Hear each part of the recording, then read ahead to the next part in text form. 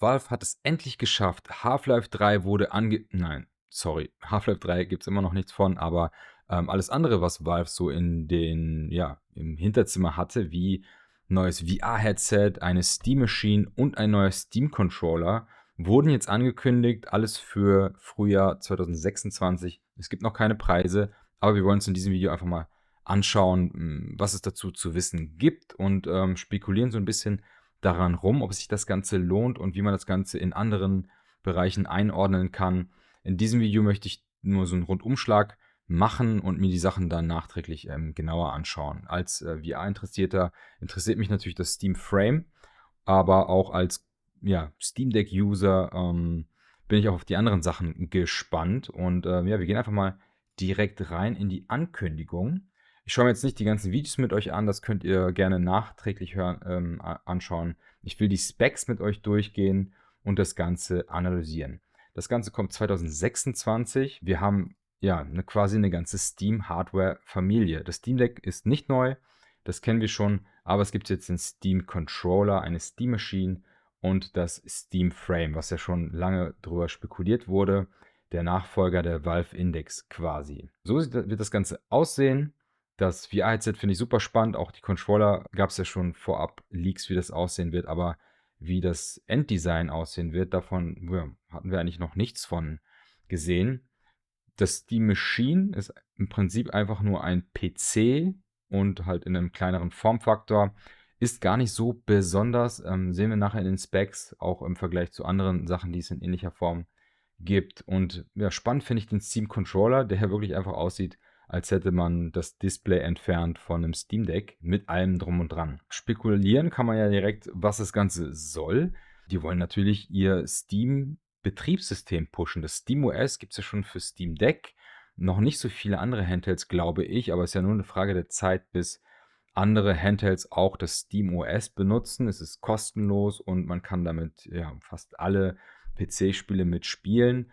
Ist eben eine Alternative zu Windows oder anderen Android-basierten Betriebssystemen. Ich glaube, das ist eine super Alternative, vor allem, weil sie jetzt alles eben verbinden. Steam Deck hat schon gezeigt, Handheld Gaming und PC Gaming kann man miteinander verbinden, indem alles eben Cross-Buy und Cross-Play ist. Wenn man ein Spiel bei Steam gekauft hat, kannst du es überall spielen.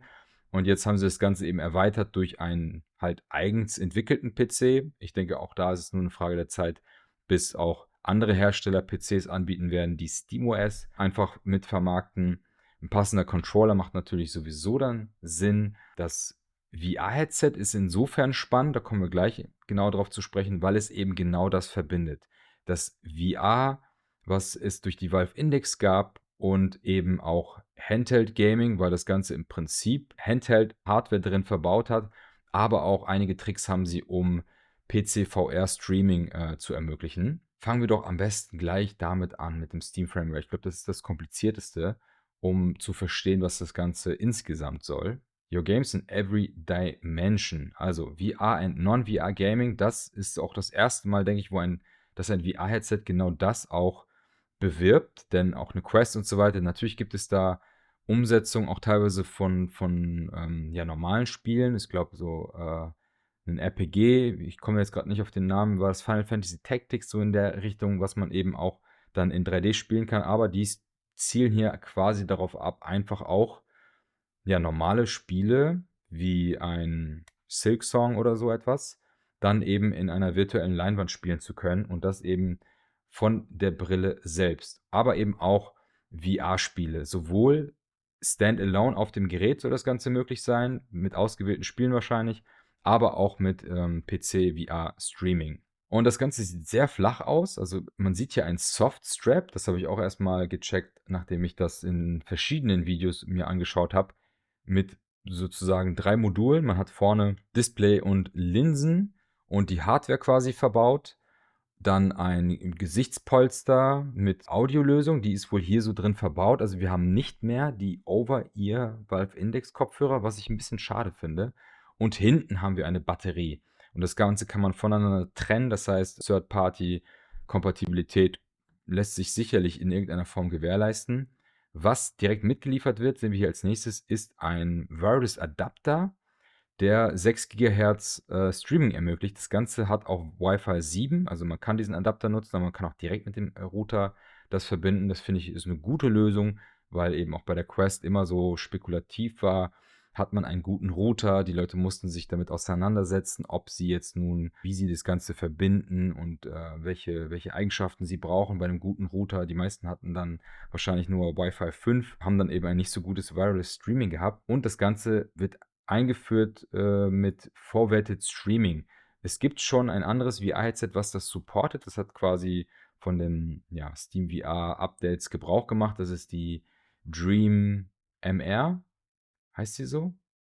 Die kann auch Forwarded Streaming, weil sie Eye-Tracking hat, genauso wie die Valve Frame hier.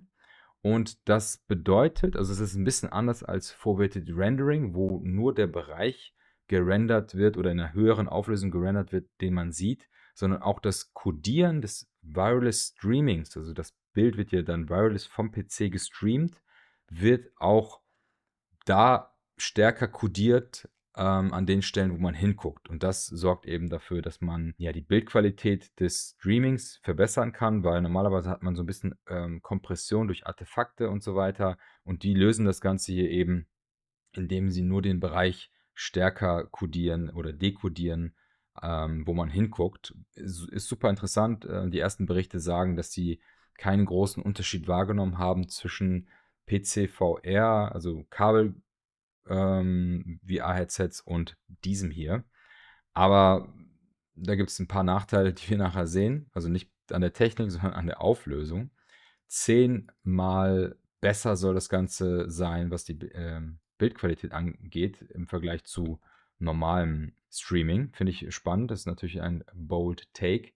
Seamless Audio Experience, also Dual Stereo Speaker, die sind wohl vorne in dem Headset verbaut. Kamera-Tracking sehen wir hier. Wir haben Inside-Out-Tracking. Lighthouse scheint nicht kompatibel zu sein, gibt es keine Infos zu. Und eben auch mit eigenen Controllern. Kein Color Pass-Through. Das heißt, Mixed Reality und so weiter könnt ihr erstmal vergessen. Das ist ein bisschen komisch. Und hier sehen wir es schon, die Auflösung 2160 mal 2160 pro Auge. Das ist so auf Pico 4 Niveau. Und das ist natürlich vor 3 Jahren schon Standard gewesen bei vielen VR-Headsets und LCD-Panels, also auch kein Micro-OLED, Schnickschnack und so weiter. Wahrscheinlich wollen sie den Preis damit drücken, aber das wird sich dann ja eben zeigen, ob der Preis, sich dann auch lohnt, weil den kennen wir leider noch nicht. Das Ganze soll 72 bis 144 Hertz supporten. Das ist natürlich cool, wenn man wirklich PC-Spiele spielen will, also nicht VR-Spiele, und man kann dann bis zu 144 Hertz dann nutzen. Das ist ultra spannend, aber wie das Ganze hier aussieht, das bleibt abzuwarten. Das FOV wiederum soll 110 haben und das ist so auf Valve Index-Niveau, glaube ich. Ich glaube, die haben damals 130 angegeben. Die Controller, sieht man, hat ein Layout auch wie bei dem Steam Deck, also auch für Flat Gaming konzipiert, also auch mit hier ABXY, aber auch solche Sachen wie, sehen wir es denn hier? Hier sehen wir es gerade noch nicht, aber wir haben L1 und R2 Buttons, also 2 Trigger-Buttons und ein Grip-Button, also alles Mögliche eigentlich, was man braucht. Ist natürlich die Frage, wie werden Spiele supported, die hier links eigentlich Buttons brauchen. Das bleibt alles abzuwarten, aber total spannend. Full-Size, ja, Thumbstick finde ich cool, auch mit TMR, diesem magnetischen Thumbsticks, das heißt kein Stickdrift und auch gute Haptik.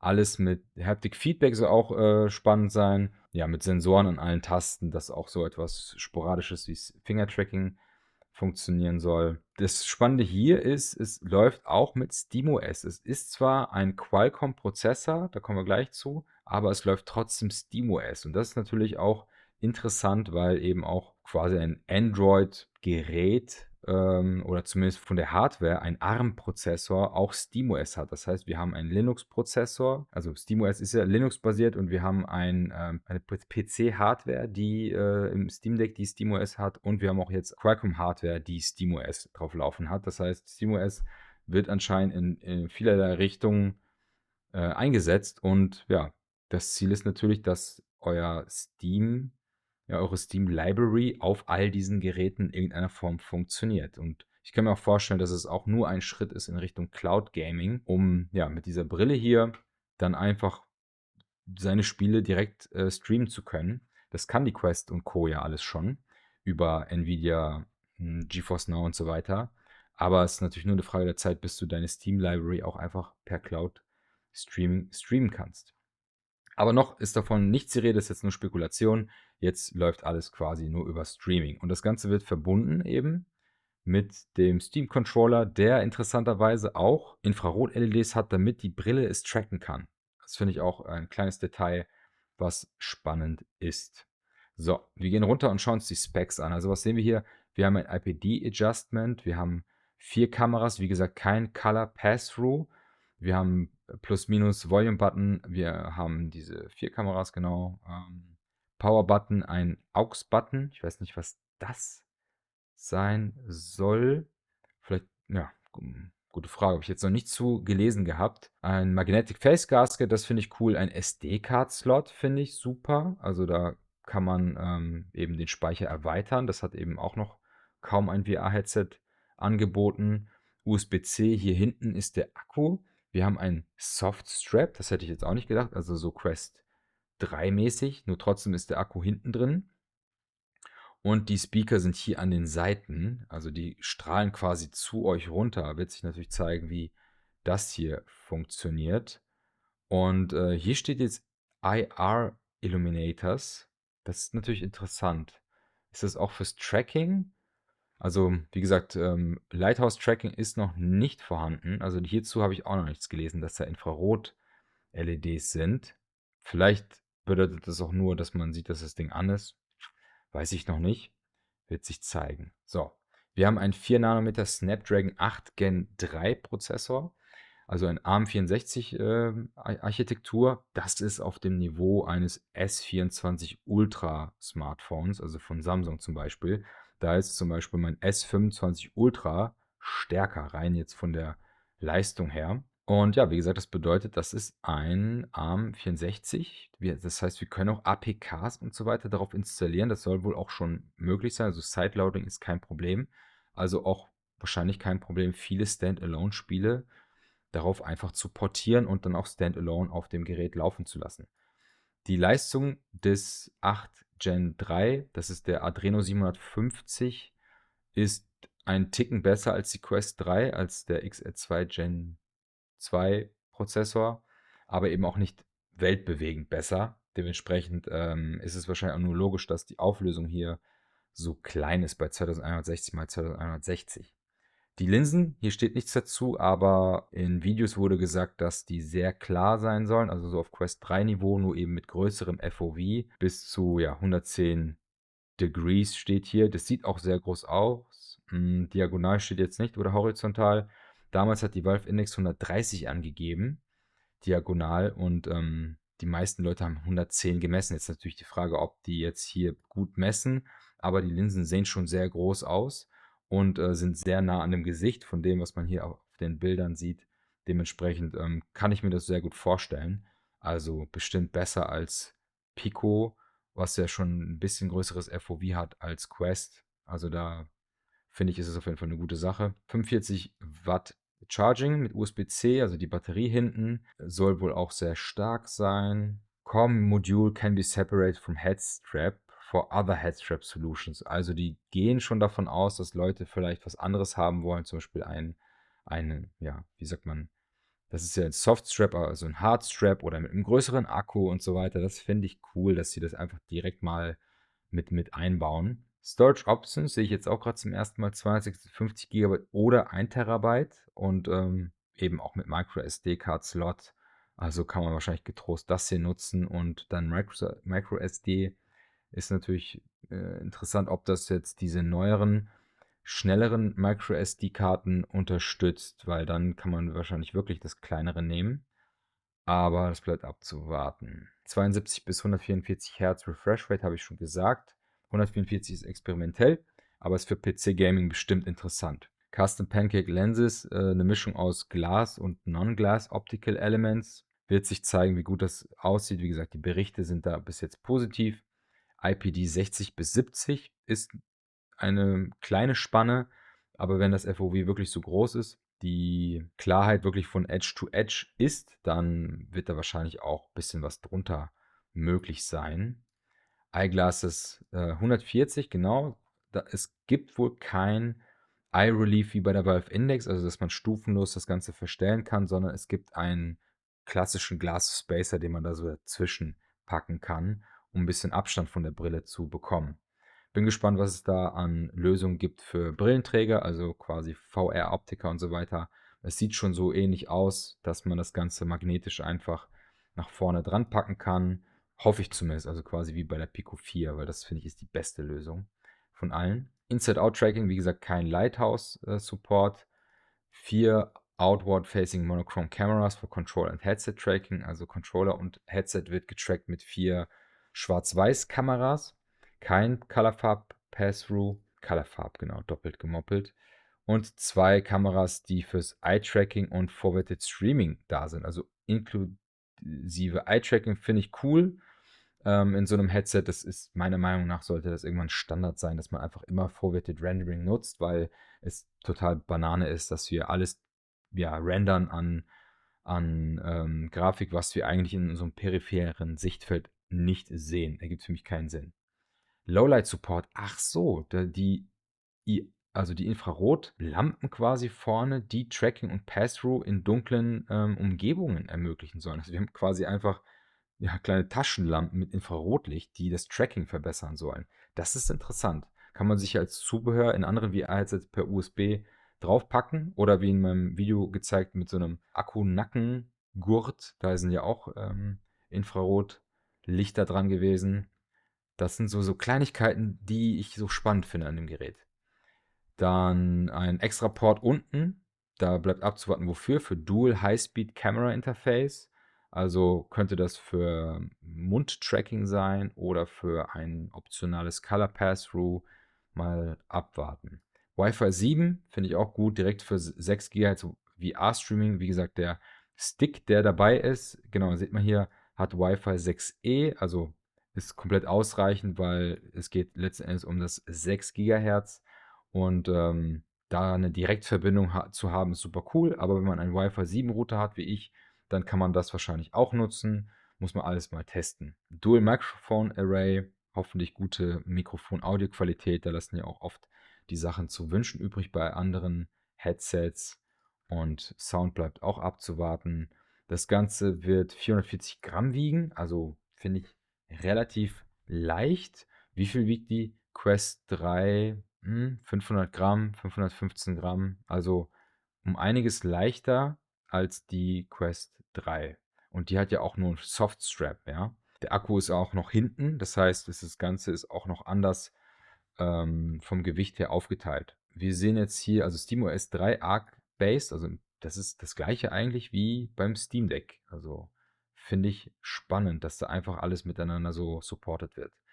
Die Controller haben wir eben gesehen. Hier sieht man es nochmal R1 und R2 Buttons, Capacitive Finger Tracking, also so wie bei der Index. Also nicht nur, dass die Tasten Capacitive Touch haben, sondern auch das Gehäuse, um ja, zu sehen, wo sind deine Finger dran. Finde ich cool. Und man sieht auch schon in einigen Videos, dass es ja, so ein Grip gibt, also eine Art Lasche, um das hinten dran zu machen, auch optional, also an so wirklich viele Kleinigkeiten gedacht. Leute wollen das vielleicht einfach ohne nutzen oder die wollen Pro-Tubes nutzen, um das Ganze mit dran zu machen.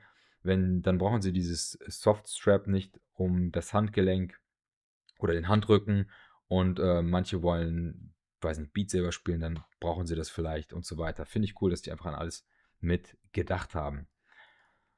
Und ja, das war es eigentlich schon. Eine Batterie. Und jetzt kann man sich natürlich überlegen, was das Ganze soll. Also die Verbindung zu Flat Gaming und VR ist natürlich super spannend. Just like Steam Deck and Steam Machine, Steam Frame will have a verified program that helps you see which games on your library, VR and non-VR, will work standalone. Also es gibt auch Standalone Games und dann gibt es wie beim Steam Deck so eine Verified Liste, dass da auch einige Spiele einfach funktionieren. Und das finde ich super spannend. Und natürlich auch viele Flat Games, die man dann einfach direkt spielen kann.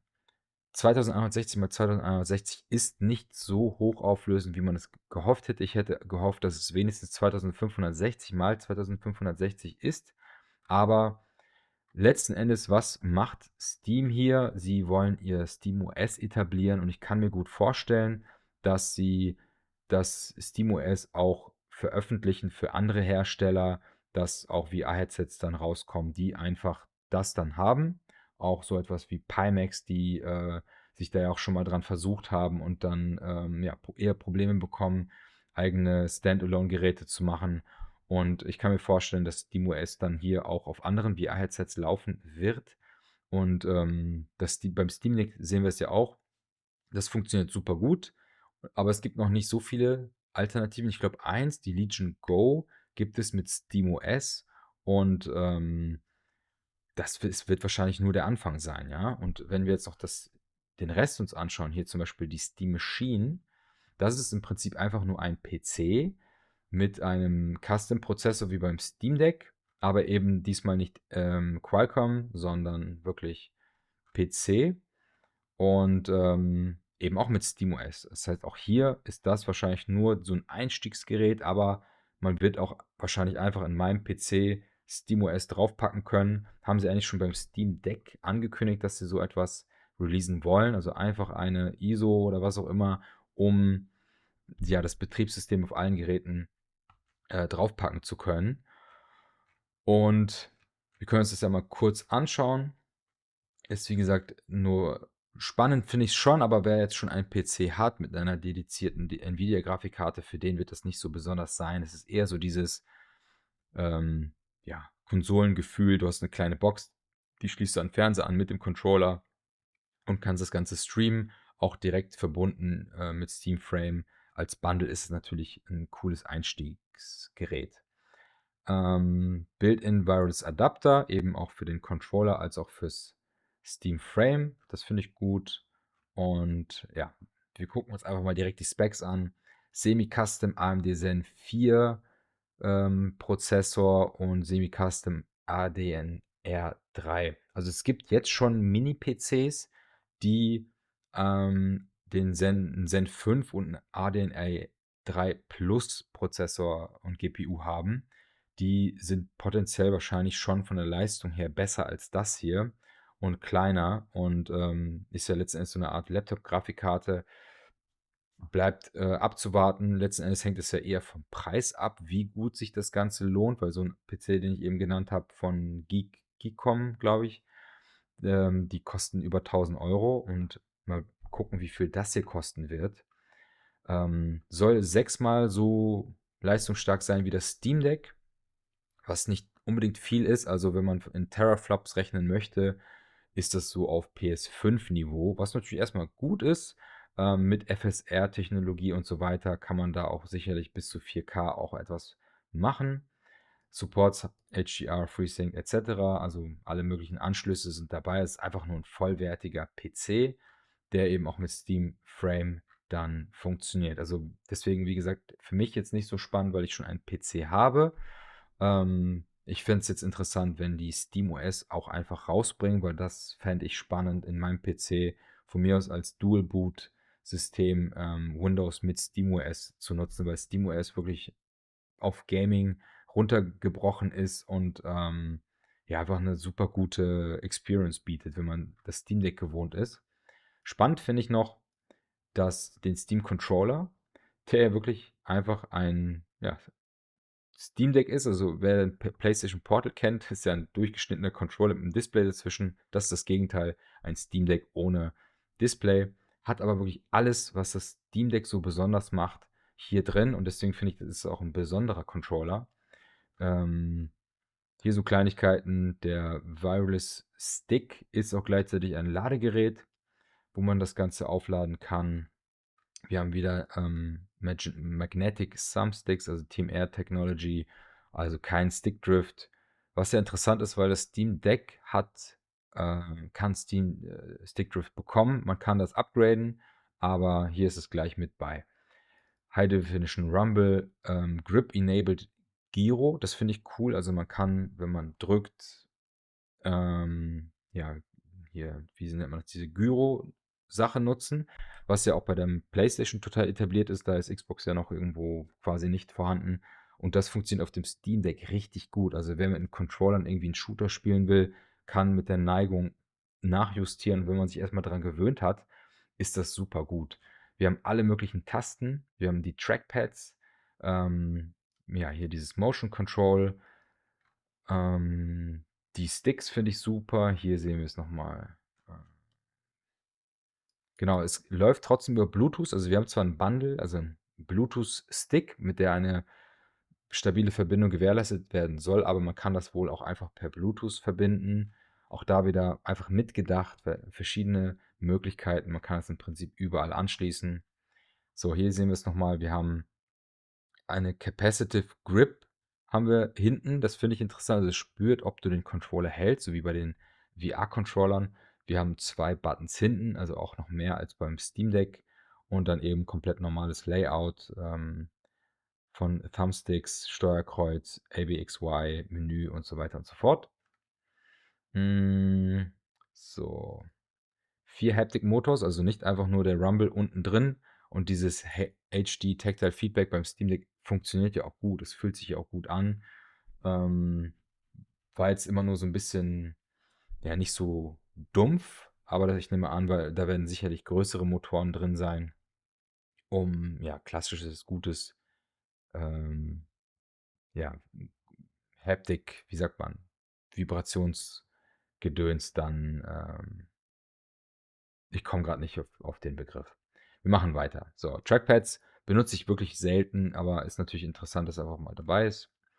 Up to 4 Steam Controllers per Steam Controller Pack, also man kann mehrere Controller anschließen. Ja, das war's auch eigentlich schon. Ich bin eigentlich alles durchgegangen. Wir gucken uns noch mal die Übersicht an. Also das Ganze soll, wie gesagt, 2026 kommen. Hier steht kein Zeitraum. Doch Early 2026, also so im Frühjahr, werden die Sachen kommen. Wir haben keine Preise, weder vom Steam Controller noch bei der Steam Machine noch beim Steam Frame. Ich finde den Steam Frame spannend als VR-Nutzer und, die Verbindung zwischen Standalone und PC und auch Flat Gaming, all das kombiniert, finde ich total cool. Auch wenn ich nicht weiß, wie sie das benutzen, dass das Steam Frame den Steam Controller tracken kann. Wahrscheinlich, wenn man, ja, nichts sieht. Also, man hat ja kein gutes Pass-Through, nur so schwarz-weiß, aber du kannst dann so 'ne Art virtuellen Steam-Controller vor dir sehen, um immer zu sehen, wo der ist oder wie auch immer. Wahrscheinlich für solche, Späße. Und, ich finde die Qualität ja einfach gut, ne? Wenn man das Steam Deck gewohnt ist, das fühlt sich gut an, das hat 'ne super gute Qualität und auch das VR-Headset, sieht einfach klasse aus und, ich bin super gespannt auf die Qualität und ich nehme an, auch die Steam Machine sieht super, ja, klassisch aus, einfach gehalten, minimalistisch und das wird vielen, denke ich mal, zusagen. Relevant ist eben für die Geräte selbst, was wird der Preis sein, ob die Dinger erfolgreich sind. Ich nehme an, auch wie beim Steam Deck, dass die nicht das Ding wahrscheinlich nicht super subventionieren werden, aber eben auch nicht viel Geld daran verdienen werden. Das hat ja auch Gabe Newell damals gesagt, dass das Steam Deck jetzt kein Geld reinbringt, aber es ist jetzt auch nicht super hart subventioniert. Und, das müssen sie auch, denke ich, machen, denn die versuchen hier was komplett Neues. Also, SteamOS wird funktionieren. Die Leute nutzen schon seit Jahren Steam. Deswegen denke ich mal, wird die Steam Machine für viele interessant sein. Auch der Controller wird für viele interessant sein, vor allem wenn das natürlich in Kombination ist. Aber ob das VR-Headset hier so gut funktioniert, bleibt abzuwarten. Werden sie damit Flat Gamer quasi auf die Seite bekommen, weil es eben beides kann? Oder, ja, werden VR ja, Leute, die in der VR-Bubble drin sind, darauf, upgraden, weil es ist ja so gesehen in vielen Teilen kein Upgrade, vor allem was das Visuelle angeht mit der niedrigen Auflösung, mit LCD-Displays und so weiter. Da gibt es Brillen, die jetzt schon besser sind, wie die Play for Dream. Jetzt komme ich wieder drauf. Die Play for Dream ist ein besseres Headset, kostet aber auch über 1.000 €. Aber wenn die jetzt zum Beispiel SteamOS draufpacken würde, wäre es eine bessere Steam Frame, kann man, so sagen. Ich bin total, positiv gestimmt. Ich habe viel vorher schon gehört, deswegen sind die Enttäuschungen, die es gibt durch die Auflösung zum Beispiel, bei mir so ein bisschen gedämpft. Ich hätte definitiv mir eine höhere Auflösung gewünscht, aber, ich kam mit der Pico 4 Ultra super gut klar und, wenn das Streaming so gut funktioniert und quasi kompressionsfrei wirkt, ähm, und die Linsen quasi so gut sind wie bei der Quest, dann ist genau das, was ich eigentlich wollte. Also, Quest 3 Linsen, höheres FOV, 'ne Auflösung wie bei der Pico 4 Ultra. Das ist eigentlich grundsätzlich, was ich möchte, weil 'n PC muss das ja auch packen können. Also, 4K pro Auge packen die meisten PCs nicht, also es ist irgendwo auch, verschwendet. Aber klar, OLED hätte ich mir gewünscht. Jetzt ist die Frage, wie teuer wird das? Weil mit dem, was sie da anbieten, über 1.000 € fände ich jetzt zu teuer. Unter 1.000 €, also ich würde sagen, für ja, wenn es so viel kostet wie eine Pico 4 Ultra, also 650, 700 € wäre das top. Wahrscheinlich wird es mehr sein. Alles über 800 € finde ich eigentlich zu viel. Auch wenn es Eye-Tracking hat, klar, es hat die bessere Technologie. Es ist ja auch stärker. Es ist ein Standalone-Gerät. Also bis 1.000 € ist es wahrscheinlich gerechtfertigt, aber wünschenswert wäre natürlich weniger, einfach wegen der Abstriche. Und, ja, ich glaube, ich habe alles gesagt. Vielleicht gehen wir da noch mal näher ins Detail, wenn es noch mehr Informationen gibt. Ich habe mir, wie gesagt, vorab ein paar Videos reingezogen, wollte jetzt nicht komplett blind reingehen, euch vom Pferd erzählen, aber da sind so ein paar Kleinigkeiten, die, spannend sind und da werden bestimmt auch noch ein paar Sachen rauskommen und, ich werde mir die Dinger holen, also zumindest das Steam Frame und den Controller. Ich finde die cool. Und beim Rest schauen wir uns einfach mal an, was daraus wird. Ich bedanke mich fürs Zuschauen. War sicherlich jetzt ein langes Video, aber lasst doch gerne ein Like da und schreibt in die Kommentare, worüber ihr euch freut, was enttäuscht euch. Spoiler, bestimmt die Auflösung, oder? Ich kenne euch doch. Wenn es neue Informationen gibt oder ich was vergessen habt, gerne ergänzend in die Kommentare schreiben. Wir sehen uns beim nächsten Mal. Haut rein. Ciao.